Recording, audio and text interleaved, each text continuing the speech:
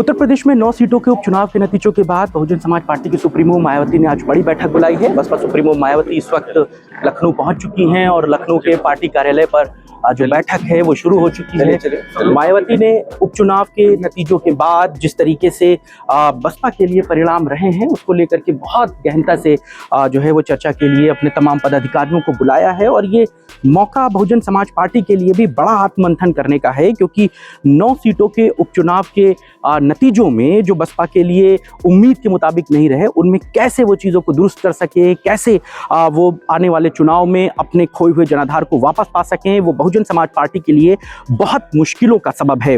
क्योंकि जो 9 सीटों के उपचुनाव गुजरे हैं, हालांकि उसके साथ ही साथ महाराष्ट्र और झारखंड के विधानसभा चुनाव भी थे, वहां पर भी बसपा ने चुनाव लड़ा था, लेकिन उन दोनों राज्यों में बहुजन समाज पार्टी को उम्मीद के मुताबिक सीटें नहीं मिली, मतदान का प्रतिशत उनके फेवर में नहीं आया। वो दूसरे राज्य के चुनाव थे, इस बात पे एक बार बसपा संतोष कर सकती है, लेकिन उत्तर प्रदेश में जो लगातार बसपा का जनाधार घट रहा है, उपचुनाव में जो उसके प्रत्याशी चुनावी मैदान में उतरे, कई जगहों पर वो अपनी जमानत तक नहीं बचा सके, ये असल में मायावती के लिए बड़ी चुनौती है, बड़ा जो है वो चिंता का विषय है। क्योंकि एक तरफ मायावती की बढ़ती उम्र बहुजन समाज पार्टी को अगले खेवनहार के तौर पर आकाश आनंद को सौंपने की जिम्मेदारी ले रही हैं, लेकिन आकाश आनंद की भी परफॉर्मेंस उम्मीद के मुताबिक नहीं हो पा रही है।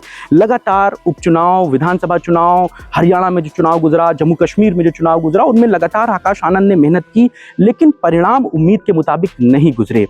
अब मायावती आज उत्तर प्रदेश और उत्तराखंड के तमाम जो पदाधिकारी हैं, पार्टी से जुड़े हुए जो लोग हैं, उनको बुला रहे हैं, और इसके साथ ही साथ बामसेफ के भी जो लोग हैं उनको आज मायावती ने बुलाया है। बैठक में दिशा निर्देश दिए जाने हैं, क्योंकि अब 27 का जो चुनाव है वो बड़ा इंपॉर्टेंट है, बड़ा वैल्यूबल है, और इसके लिए मायावती को कमर कसना है, बहुजन समाज पार्टी के खोए हुए जनाधार को वापस पाना है।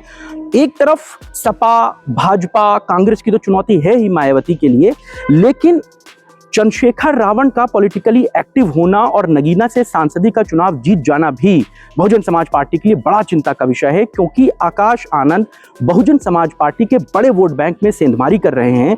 जो दलित वोट बैंक छिटक रहा है बहुजन समाज पार्टी से, वो जो है वो आकाश चंद्रशेखर रावण की पार्टी की तरफ जा रहा है। तो ऐसे में चंद्रशेखर रावण की पार्टी से भी चीज़ों को देखना, कैसे दलित वोट बैंक वापस आ पाए पार्टी के लिए, इन तमाम बिंदुओं पर आज मायावती दिशा निर्देश देंगी। क्योंकि अब 27 के चुनावों में वक्त बिल्कुल नहीं बचा है।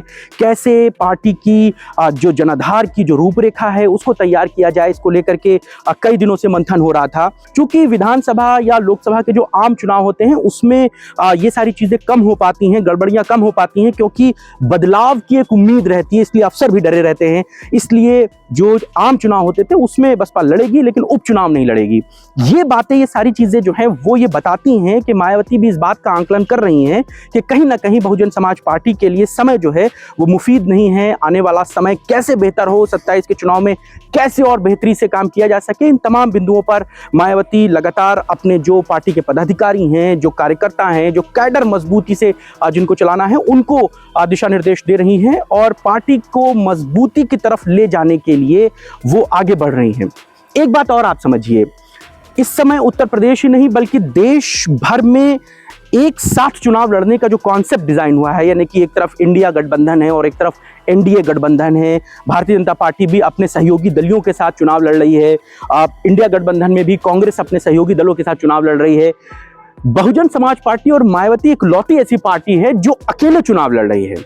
मायावती को इस बात का भी ख्याल रखना होगा कि किसी एक तरफ उनको आना होगा, या इंडिया गठबंधन की तरफ या एनडीए गठबंधन की तरफ, क्योंकि अगर आप एक साथ मिलकर चुनाव नहीं लड़ेंगे तो फिर आपके लिए जो आने वाले चुनाव में वक्त है वो बेहतर नहीं रहेगा। हालांकि मायावती ने लोकसभा का जो चुनाव गुजरा था 2019 का, उसमें समाजवादी पार्टी के साथ गठबंधन किया था और उसको बड़ा फायदा भी मिला था।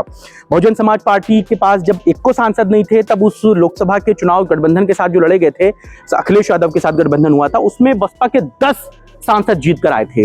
उनके कार्यकाल खत्म होने के बाद दूसरा जब चुनाव हुआ, उसके बाद से लगातार बसपा हाशिए पर ही जाती रही है।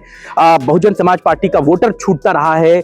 जो दलित वोट बैंक मायावती से छिटक रहा है वो कुछ भाजपा में जा रहा है, कुछ कांग्रेस में जा रहा है, कुछ अखिलेश यादव पीडीए में खींचे ले रहे हैं। तो मायावती के लिए तमाम चिंताओं के सबब हैं। तीसरा इंपॉर्टेंट जो टॉपिक है वो है आकाश आनंद का पॉलिटिकली एक्टिव होना, पॉलिटिकली सक्रिय होना, क्योंकि आकाश आनंद को लगातार जो जिम्मेदारियां दी जा रही हैं उनमें वो फिल नहीं हो पा रहे हैं, उनमें वो परफॉर्मेंस नहीं कर पा रहे हैं, उनमें वो नतीजे नहीं दे पा रहे हैं। हरियाणा में उन्होंने बहुत कोशिशें की, चौपाल लगाए और हर तरीके से पार्टी के कैडर को मजबूत करने की कोशिशें की, लेकिन वो चीज़ फुलफिल नहीं हो पा रही है।